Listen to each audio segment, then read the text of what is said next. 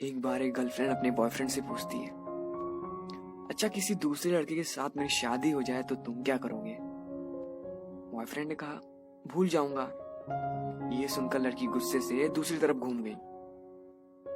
फिर लड़की ने कहा, सबसे बड़ी बात कि तुम मुझे भूल जाओगी।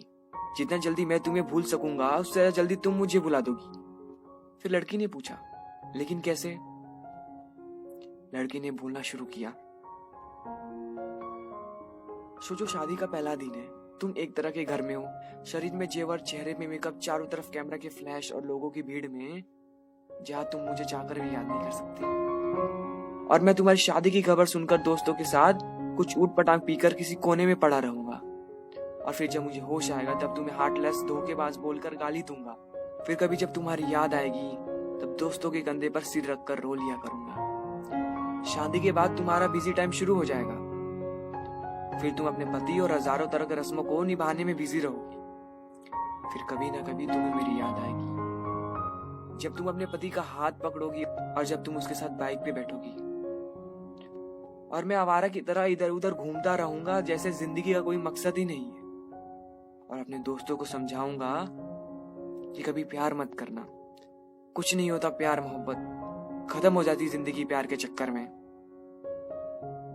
और कुछ महीनों बाद अचानक तुम्हें मेरी याद आएगी और तुम यही सोचोगी कि शायद अच्छा हुआ कि तुम्हारी शादी मुझसे नहीं हुई।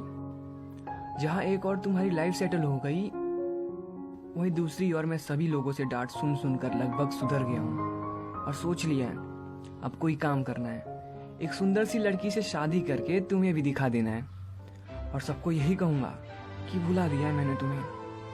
लेकिन तभी भी मैं तुम्हारे पुराने मैसेजेस को आधी रात को निकाल कर पढ़ूंगा और सोचूंगा शायद मेरे प्यार करने में ही कमी थी जिसके कारण मैं तुम्हें पा ना सका।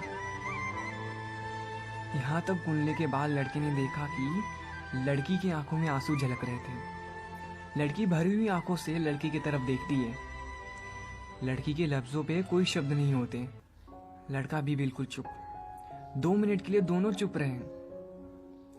थोड़ी देर बाद गर्लफ्रेंड ने कहा, तो क्या सब कुछ यही खत्म हो जाएगा? बॉयफ्रेंड ने कहा, नहीं। किसी रात जब तुम रूठ जाओगी अपने पति से किसी बात पर और तुम्हारा पति आराम से सो रहा होगा, लेकिन उस रात तुम्हारी आंखों में नींद ना होगी और इधर मैं अपनी पत्नी से किसी बात पे बहस करके मैं भी तुम्हारी तरह जागा रहूंगा।